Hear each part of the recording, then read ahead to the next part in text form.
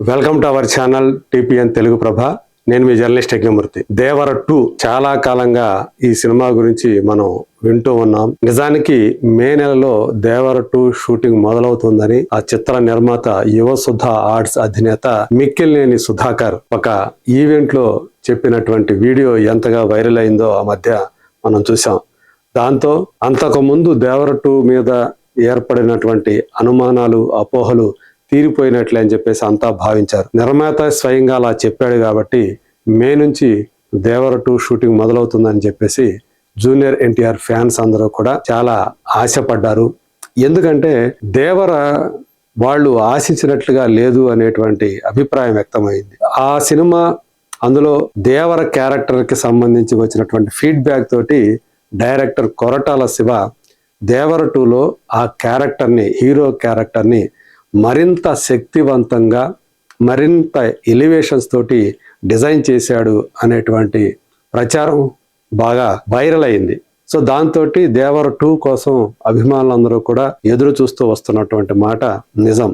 కానీ ఇప్పుడు పరిస్థితులను చూస్తూ ఉంటే అసలు దేవర 2 అనేటువంటి ప్రాజెక్టు ఉంటుందా అనేటువంటి సందేహాలు మరింత ఎక్కువ అవుతున్నాయి. ఎందుకంటే కొరటాల శివ అతి త్వరలో నందమూరి బాలకృష్ణ కథానాయకుడిగా ఒక సినిమాని డైరెక్ట్ చేయడానికి సిద్ధమైపోయాడు. మరి ఇదే ఇప్పుడు జూనియర్ ఎన్టీఆర్ అభిమానుల్లో ఆందోళనకు కారణమవుతుందని చెప్పాలి. మరి జూనియర్ ఎన్టీఆర్ పరిస్థితి ఏంటి? తను కూడా దేవర 2 మీద అంతగా ఎందుకని ఆసక్తి చూపించట్లేదు. ఆయన ఆసక్తి చూపించకపోవటం వల్లే కదా కొరటాల శివ ఎన్బికో తోటి సినిమా చేయడానికి ముందుకు వెళ్ళాడు అనేటువంటి అభిప్రాయం బలంగా వినిపిస్తోంది. దీనికి ఒకటి ప్రధాన కారణంగా చెప్పుకోవాల్సింది ప్రస్తుతం తను చేస్తున్నటువంటి ప్రశాంత్ నీల్ సినిమా. సో ఎన్టీఆర్ నీల్ అని చెప్పేసి దానికి వర్కింగ్ టైటిల్ చలామణి అవుతా ఉంది. మరి ఆ సినిమా ఏకంగా 2026 జూన్లో విడుదల కావాల్సినటువంటి సినిమా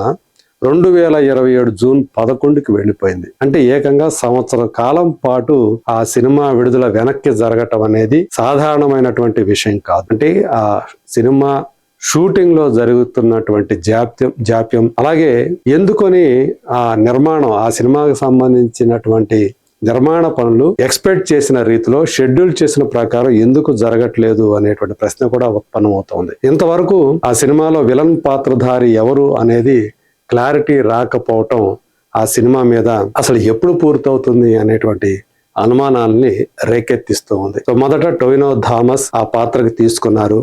నేను ఆ సినిమా చెయ్యట్లేదు ఎందుకంటే యాక్చువల్గా తను ఒప్పుకున్నాడు చేయటానికి.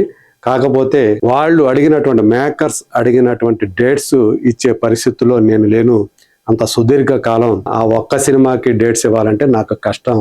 ఆ టైంలో నేను నా మలయాళ సినిమాలు 3 చేసుకోవచ్చు, అందు గురించే నేను తప్పుకున్నాను అని చెప్పేసి తను చాలా స్పష్టంగా చెప్పేశాడు. మరి ఆయన ప్లేస్లో ఎవరిని విలన్గా తీసుకున్నారనేది ఇంతవరకు కూడా బయటికి రాలేదు. రాలేదు అనేటికంటే ఇంతవరకు కూడా ఎవరిని ఫైనల్ చేయలేదు ఆ విలన్ పాత్రధారికి. అలాగే ఇప్పుడు మనకి అందుతున్నటువంటి సమాచారం ప్రకారం ఇన్సైడ్ సోర్సెస్ నుంచి ఈ సినిమాని, ఎన్టీఆర్ నీల్ సినిమాని లేదా డ్రాగన్ అనుకుందాం, ఎందుకంటే ఆ పేరు కూడా చలామణిలో ఉంది కాబట్టి ఆ టైటిల్ కూడా, ఈ డ్రాగన్ సినిమాని ధురంధర్ ఫార్మాట్ లో తీయాలి అని చెప్పేసి ప్రశాంత్ నీల్ అలాగే మేకర్స్ భావిస్తున్నారని సమాచారం మనకు అందుతుంది.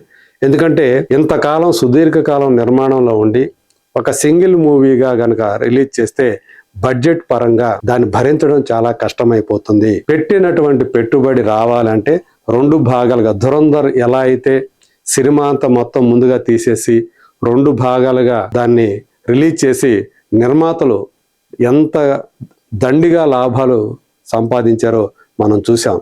సో అదే పద్ధతిలో ఇప్పుడు ఈ డ్రాగన్ ని కూడా 2 భాగాలుగా రిలీజ్ చేయాలి అనేటువంటి ప్లానింగ్ జరుగుతూ ఉంది అనేటువంటి ప్రచారం కూడా వినిపిస్తుంది. అందులో ఎంతవరకు నిజం ఉంది ఏంటి అనేది రాబోయే కాలంలో మనకు తెలుస్తుంది. సో ఒకవేళ అది కనుక అలా చేస్తే నిజానికి కొంత మేరకు వాళ్ళకి వర్కౌట్ అయ్యే అవకాశాలు ఎక్కువగా ఉన్నాయి. ఒకే సినిమాగా విడుదల చేయడం కంటే అదే బడ్జెట్ తోటి 2 సినిమాలు చేసి 2 భాగాలుగా, దాన్ని తక్కువ టైంలో, ఇప్పుడు ఏదైతే ధురంధర్ 3-4 నెలల గ్యాప్ లోనే, ఒకటేమో డిసెంబర్లో వచ్చింది, ఇంకోటేమో మరుసటి సంవత్సరం మార్చిలో వచ్చేసింది. అంటే కేవలం 3 నెలల కాలమే వాళ్ళు గ్యాప్ తీసుకున్నారు. అదేవిధంగా 3-4 నెలల గ్యాప్ తోటి గనక ఈ డ్రాగన్ సినిమాని 2 భాగాలుగా తీసుకొస్తే ఖచ్చితంగా అది మంచి లాభాలు అందిస్తుంది అందరికీ అనేటువంటి అభిప్రాయంతో మేకర్స్ అలాగే డైరెక్టర్ కూడా ఉన్నారు. సో దానికి తగ్గట్లుగానే ఇప్పుడు ఆ సినిమాని 5-6 గంటల నిడివితోటి తీయబోతున్నారు అని చెప్పేసి వినిపిస్తూ ఉంది. సో ఇలాంటి పరిస్థితుల్లో పైగా జూనియర్ ఎన్టీఆర్ త్రివిక్రమ్ డైరెక్షన్ లో గాడ్ ఆఫ్ వార్ అనేటువంటి ఆ సినిమాని కూడా తను చేయడానికి సిద్ధమవుతున్నాడు అనేటువంటి సంగతి మనందరికీ తెలిసిందే. మరి ఇలాంటి పరిస్థితి ఉంది కాబట్టి దేవర 2ని ఎప్పట్లో జూనియర్ ఎన్టీఆర్ చేసే అవకాశం లేదు. అందుగురించే కొరటాల శివ అనివార్యంగా మరింత ఎక్కువ కాలం సంవత్సరాల పాటు వెయిటింగ్ లో ఉండటం ఇష్టం లేక నందమూరి బాలకృష్ణకి కథ చెప్పడం, ఆయనకి ఆ కథ నచ్చటం, వెంటనే దీన్ని సెట్స్ మీదకు తీసుకెళ్ళండి అని చెప్పేసి ఆయన కూడా చెప్పినట్లుగా మనకి సమాచారం అందుతుంది.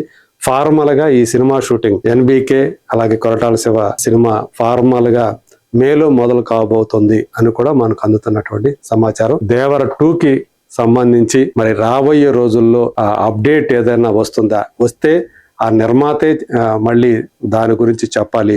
ప్రస్తుతం ఆ నిర్మాత ఇప్పుడు బాలయ్య సినిమాకి తను కూడా షిఫ్ట్ అయ్యాడు మరొక సుధాకర్ తో కలిసి. సో ఎస్ఎల్వి సినిమాస్ అధినేత చెరుకూరి సుధాకర్ తో కలిసి ఇప్పుడు మిక్కిలినేని సుధాకర్ ఎన్బికే సినిమాని ప్రొడ్యూస్ చేయడానికి రెడీ అవుతున్నాడు. మరి చూద్దాం దేవర 2కి సంబంధించి ఏదైనా డెవలప్మెంట్ ఏమైనా రాబోయే రోజుల్లో వస్తుందా? Let us wait and see.